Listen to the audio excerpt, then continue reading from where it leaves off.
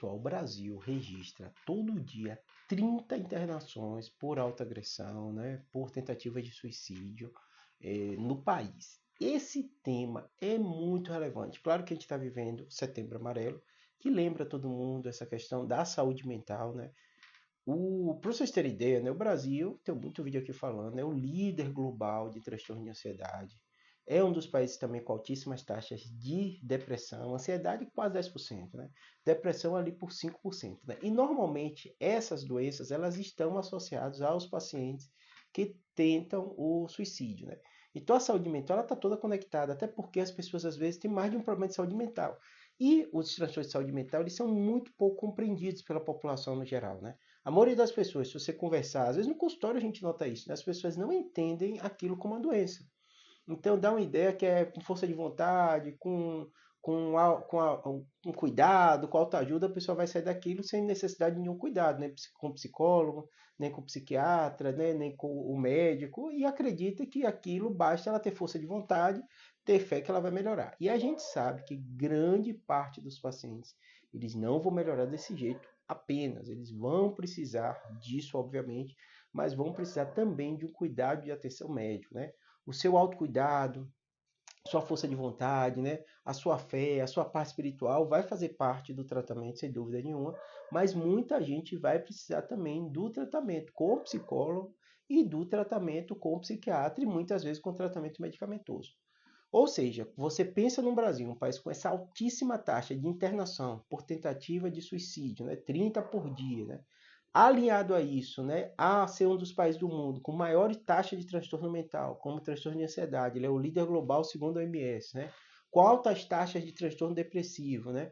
Além disso, né, o fator ignorância para compreender que a saúde mental é um problema de saúde do mesmo jeito como qualquer outra doença que você tem o médico para acompanhar, tem que dar o diagnóstico, tem que dar o tratamento, nem sempre vai ser remédio. As pessoas acabam tendo um preconceito muito grande com o atendimento com o psiquiatra, as pessoas acabam tendo um preconceito muito grande com o tratamento medicamentoso.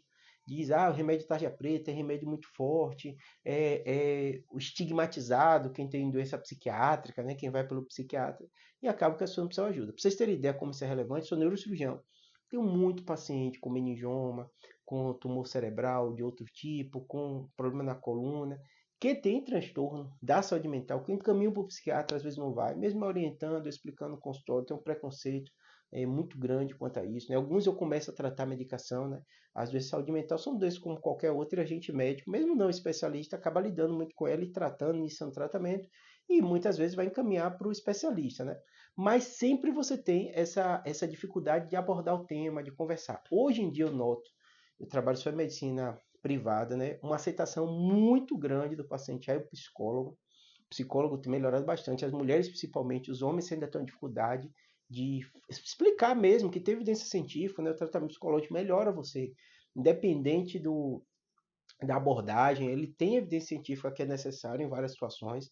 E o homem às vezes tem uma resistência de conseguir, de tratar e tal, mas é importante a gente orientar.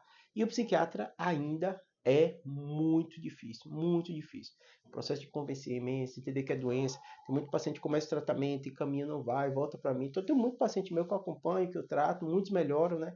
Hoje em dia a medicina dá saúde mental, né? Que hoje em dia a gente acaba juntando, né? Falando o termo neuropsiquiatria, né? Eu falo que a gente divide em psiquiatra e neuro para facilitar a nossa vida, não dá para estudar tudo, né?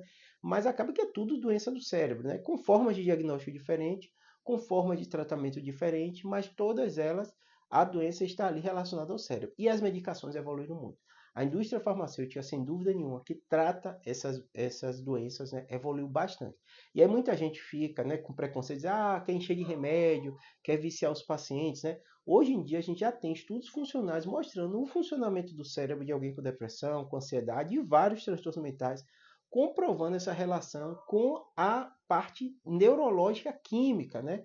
Os neurônios, a comunicação entre eles, as sinapses, né? Os neurotransmissores e as medicações elas vêm no intuito de modular isso, né? Eu sei que são muitos termos difíceis, né? Complicados de se entender, mas tem que entender o seguinte: tem um substrato anatômico, tem um substrato neurológico e químico, porque uma pessoa tem um transtorno mental.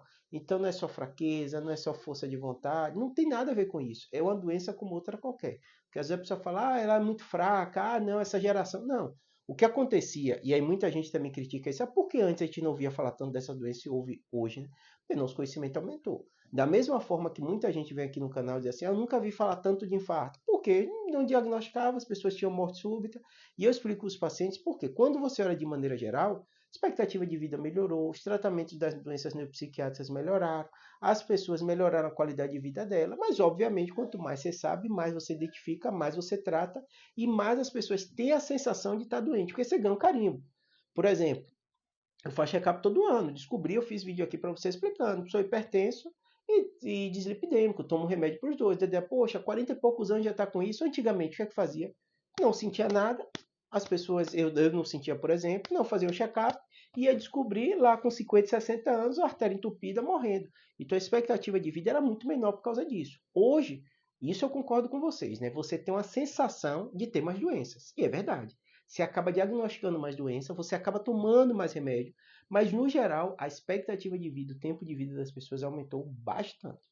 A gente ainda vai ver infarto em jovem, a gente vai ver AVC em jovem, às vezes mesmo pessoas tratando, né? Mas é um contexto completamente diferente. Por isso que eu digo para vocês, quando a gente fala num país de 30 pessoas por dia internando por esses motivos relacionados à saúde mental, o Setembro Amarelo entra nesse contexto de você entender que é uma doença como outra qualquer. Não misturem sua parte religiosa, sua parte de alta ajuda que você precisa mesmo, né, de cuidado e tal, com doenças que movimentam e modificam o seu cérebro.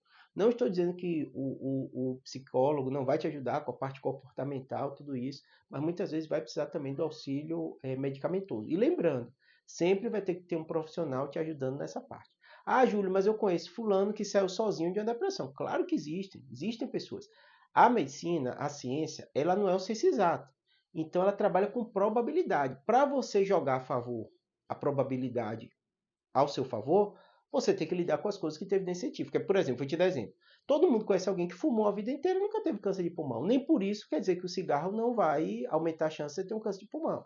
Todo mundo conhece alguém que era obeso e não infartou, e viveu mais até às vezes do que era uma magra e infartou. Isso. Quando você conta anedotas, casos individuais, você às vezes esquece do todo. A ciência ela fala assim, a probabilidade é muito maior de você ter um controle de uma doença neuropsiquiátrica, de um transtorno de ansiedade, de um transtorno depressivo, acompanhando com o médico, com o psicólogo, do que você tentando tratar sozinho. Ah, Júlio, vai ter gente que vai sair sozinho, sem remédio, sem nada? Vai ter gente que vai sair sozinho. Mas, obviamente, você vai fazer a probabilidade de jogar contra você. É melhor estar jogando no time da ciência, no time que mexe realmente com as evidências científicas, tá bom? Espero ter ajudado. Qualquer dúvida, comentário, deixa aqui. Eu sei que esse tema é muito sensível, né? Mas é um tema que a gente tem que falar. Um abraço.